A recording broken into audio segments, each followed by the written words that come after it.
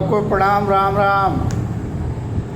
एक देश था जहाँ एक चौकीदार रहते थे और चौकीदार भाई के करीब 450 से 500 दोस्त थे और 450 से 500 दोस्त छोटे मकान में रहकर छोटी छोटी चोरी करते थे। तो जो मेन मुखिया थे, चोरों के जो सरदार थे, जिनका नाम चौकीदार था, तो उन्होंने सोचा कि इतने लोगों से बहुत कम कमाई हो रही है, तो क्यों न हम इसको दूना कर दें और कोई बड़ा मकान ले लें और बड़ी बड़ी चोरी करें। जब ज़्यादा चोरी होगा तो हमको ज़्यादा हिस्सा मिलेगा। तो उन्होंने नए मकान का निर्माण किया, उद्घाटन किया और दोस्तों को 500 से बढ़ाकर करीब 900 1000 किया या करने का प्रयास किया, क्योंकि उनका जो काम था छोटी छोटी चोरी करने का, उस चोरी से उनका मन नहीं भरता था। तो बड़ी चोरी करने के लिए बड़ा सा मकान का खोज किए और अपने मित्रों की संख्या बढ़ाए। और जब मित्रों की संख्या बढ़ाने का प्रयास किए तो लोगों ने सोचा कि ये तो छोटी छोटी चोरी करता था, इतने लोग से ही हम लोग परेशान थे, जब दूना कर देगा दोस्तों को और बड़ी बड़ी चोरी करेगा तब तो हमारा अंत ही हो जाएगा। तो लोग बड़े चिंतित हुए, बड़े व्यथित हुए। लेकिन उसी बीच में 500 रुपये किसानों को देना चालू किए और तरह तरह के लुभावने काम चालू किए। तो उससे क्या हुआ कि लोगों में एक उत्साह बढ़ा कि चलो भले चोरी करेगा लेकिन हमको तो दे रहा है ना, हमको खाना मिल रहा है ना, 5 किलो अनाज मिल रहा है, 500 वो मिल रहा है, 2000 किसान वाला मिल रहा है। अब हमें चाहिए क्या? हमको तो हम निष्क्रिय भी हो जाएंगे, हमारा हाथ पैर गोड़ सब टूट जाएगा, सर भी फूट जाएगा, मुंह खाली खाने को रहेगा, हम सोए रहेंगे। तो सरकार तो हमारी इतनी अच्छी है कि कोई भी खिलाने वाला नहीं होगा, तो ये खिलाने वाला चौकीदार भी भेज देगा जो खाना बनाएगा और हमें खिलाएगा। अब तो हमें काम करने की ज़रूरत ही नहीं, चाहे चौकीदार हमारा ज़मीन ले जाए, खेत ले जाए, बारी ले जाए, सारी संपत्ति ले जाए, हमें बस खाने से मतलब है भाई।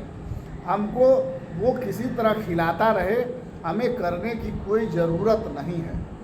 न हमें रोज़गार चाहिए, न हमें महंगाई से कोई मतलब है, न दुनिया जहान से मतलब है, बस हमें तो भोजन से मतलब है। बच्चे पढ़े या भाड़ मिलाए, न्याय मिले या न मिले, रोज़गार मिले या न मिले, चिकित्सा मिले या न मिले, कीड़े पड़े ढोले पड़े, हम तड़प तड़प के मरते रहें, लेकिन कोई ऐसा चौकीदार रहे जो हमें बनाए और खिलाए। इस लालच में हमारा उस देश के लोग उस चौकीदार को पालने का काम कर रहे थे और चौकीदार अपने छोटी छोटी चोरी को बड़े बड़े चोरी में परिवर्तित करने के लिए दोस्तों को बढ़ाने का प्रयास करता रहा और ये समाज को समझ में नहीं आया। जब वो लोग बढ़े और बढ़ जाएंगे तो समाज के ऊपर इस तरह से हावी होंगे। अभी इतने लोग से लोग इतने परेशान हैं, जब उतने लोग होंगे तो कितने परेशानी होगी। ये समाज को सोचना तो पड़ेगा।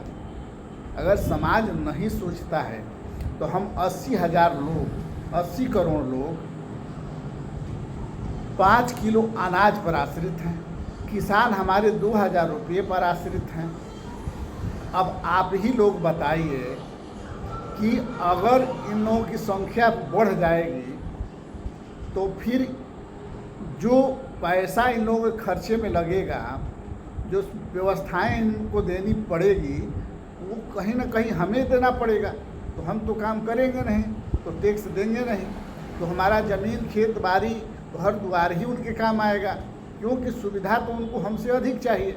हमें तो बस खाने से मतलब है, उन्हें तो खाना भी चाहिए, बिजली भी चाहिए, पानी भी चाहिए, जहाज़ भी चाहिए, कार भी चाहिए, मतलब सारी सुख सुविधा भी चाहिए, एसी भी चाहिए, फ्री का सफ़र भी चाहिए। तो वो तो सब हम ही से पूरा करेंगे ना। लेकिन इसको हम समझेंगे कैसे? मरने के बाद अच्छा दिमाग में अब हो चुका है कि 2 ही बच्चा पैदा करना है, तो हमको क्या सोचना है। 2 बच्चे का तो कहीं से गुजारा मोदी जी कर, चौकीदार जी कर देंगे।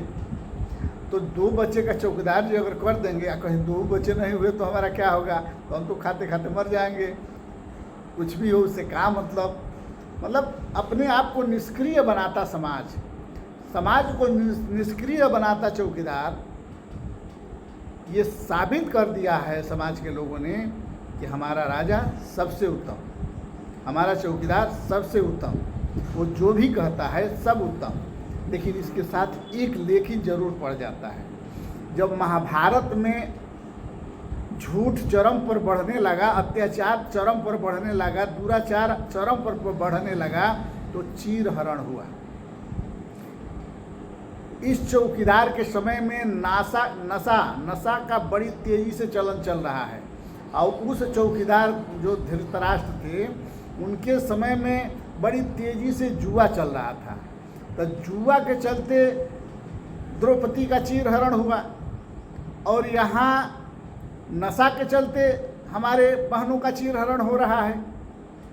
और उस समय भी द्रौपदी महाभारत के कारण बनी, महाभारत के अंत का कारण बनी, और इस समय भी चौकीदार के अंत का कारण द्रौपदी दिख रही हैं। हमारा कहने का तात्पर्य है कि हमें किसी के विषय में कुछ नहीं कह रहा हूँ, मैं एक कहानी बता रहा हूँ, एक आप बीती बता रहा हूँ, एक समाज बीती बता रहा हूँ, एक देश बीता बता रहा हूँ कि कहीं भारत में ऐसा होने लगे तो भारत का क्या होगा। वह देश तो बर्बाद हो ही गया। अब भारत में अगर हमारे प्रधानमंत्री जी अच्छे नहीं होते और कहीं यहाँ भी वही काम शुरू हो जाता, तो हमारे भारत का भी तो नाश हो जाता, और यहाँ भी तो द्रौपदी नाश का कारण बन जाती। वीडियो बहुत लंबी हो जाएगी, क्योंकि दर्द बहुत है, दुख बहुत है।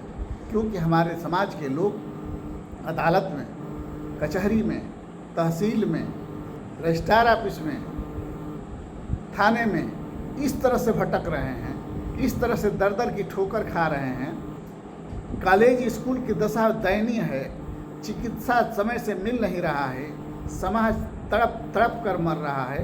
तो दर्द तो होता ही है, क्योंकि हम समाज सेवक हैं ना, चौकीदार नहीं हैं।